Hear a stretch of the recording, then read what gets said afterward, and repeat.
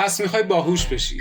توی بیشتر جاهای دنیا بهت میگن باید 12 سال بری مدرسه، بعدش 4 سال دانشگاه، بعدش هم 6 سال فوق لیسانس و دکترا. اما چیزی که تهش به دست میاری باهوش بودن نیست. تهش فقط یه بیخانمان آکادمیکی. شوخی نمی‌کنم. البته یه نکته مثبت هم داره. وقتی میخوای توی توییتر پست بذاری و اعتراض کنی که چرا کار پیدا نمی‌کنی، حداقل میتونی اون پست رو بدون غلط املایی بنویسی. اگر از عنوان ویدیو هنوز نگرفتی چی شده، بذار واضح بهت بگم. باهوش شدن واقعا آسونه. حتی اگه فکر می‌کنی ژنتیکت بد بوده و همیشه توی مدرسه از بقیه عقب‌تر بودی و به معنای واقعی خنگ بودی، کافیه فقط یه نگاه به بقیه حیوونا بندازی تا بفهمی نسبت به اونا خیلی هم خوبی، خیلی هم ذهنت قوی‌تره.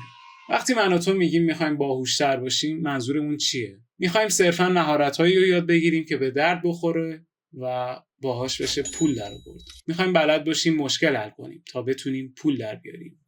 می‌خوایم نمره‌های خوب بگیریم و درس‌های سخت رو یاد بگیریم تا بعدش بتونیم پول بیشتری در بیاریم و حالا یکم هم جلوی بقیه کلاس بذاریم. و در نهایت می‌خوایم وقتی حرف می‌زنیم یه جورایی باهوش به نظر برسیم، نه اینکه بگن عجیبه یا چقدر نرده یا هیچی حالیش نیست.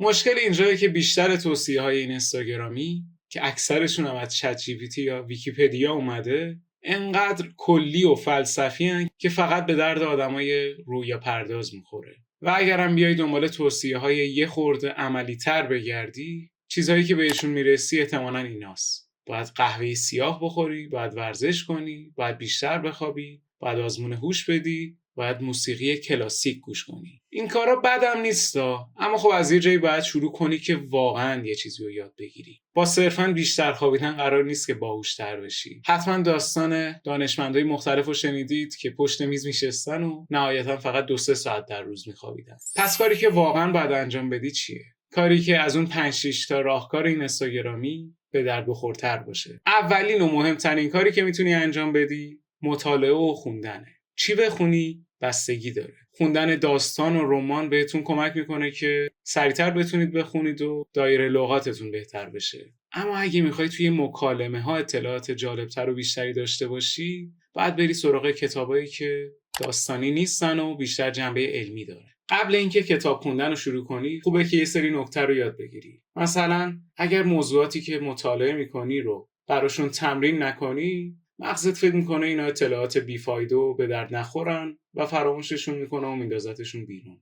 این که طبق قانون 80-20 شما فقط با یه تلاش 20% میتونید به یک نتیجه 80% برسید. به این میگن منحنی یادگیری و همونطور که میبینی فقط با یه خورده تمرین و تلاش در ابتدا پیشرفت بزرگی میکنی. اما خب باید تمرین کنی. هیچکس با دیدن ویدئوی چطوری کراوات بزنیم کراوات بستن رو یاد نمیگیره. فقط در صورتی یاد میگیره که در حین نگاه کردن به اون ویدئو همزمانم یه کراوات جلو دستش باشه و تمرین کنه. خوندن کتابا فقط در صورتی میتونه کمک کنه که باهوش‌تر بشی که به مغز دلیل بدی که اون اطلاعات رو به خاطر بسپاره. مثلا اگه یه فصل کتاب مربوط بود به تمیز کردن اتاق خواب، همونجا پاشو برو اتاق خوابتو تمیز کن. حالا لازم نیست حتما اتاق خواب خودت باشه، فقط تمیز کن یه جایی رو و اینطوریه که دیگه فراموشش نمی‌کنی.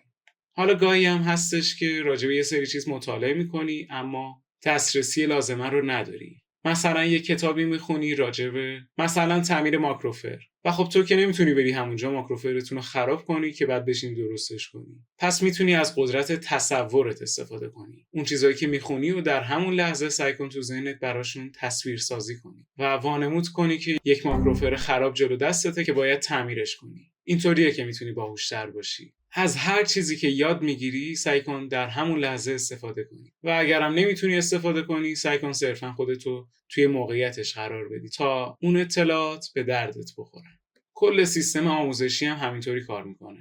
یه سری اطلاعات رو یاد میگیری و بعد به صورت امتحان ازشون استفاده میکنی و همون امتحان کافیه که مغزت یه خورده در جهت یاد گرفتن اون مطالب تلاش بکنه. و خب اگه برات سواله که چرا درسایی که خوندم و دیگه یادم نیست، دلیلش اینه که دیگه بعد اون امتحان مغزت با خودش میگه به این چیزا که دیگه نیاز ندارم، پس فراموشش میکنه. بعضیا فکر میکنن با برنامه ریزی و نقشه کشی ذهنی و تکرار اطلاعات میتونن سریعتر و بهتر یاد بگیرن. اما در نهایت اون حل کردن سوالات، اون عملیات گرفتن اطلاعاته که بهت بهترین نتیجه رو میده. چون اونجاست که میتونی اون مطالب رو در واقعیت شبیه سازی کنی. یاد گرفتن اطلاعات و اینکه اونا رو برای مغزت مفید جلوه بدی تنها چیزیه که برای باهوش شدن بهشون نیاز داری. برای همینم است که کتابای درسی و تمرینی بهترین فرمت رو دارن برای اینکه با استفاده ازشون بتونی باهوشتر باشی. چون هیچ راهنمای اضافه و هیچ حواس پرتی ندارن. فقط اطلاعات خالص و کلی سوال تمرینی دارن. امیدوارم بعد دیدن این ویدیو باهوش شدن برای تو هم آسون شده باشه واقعا.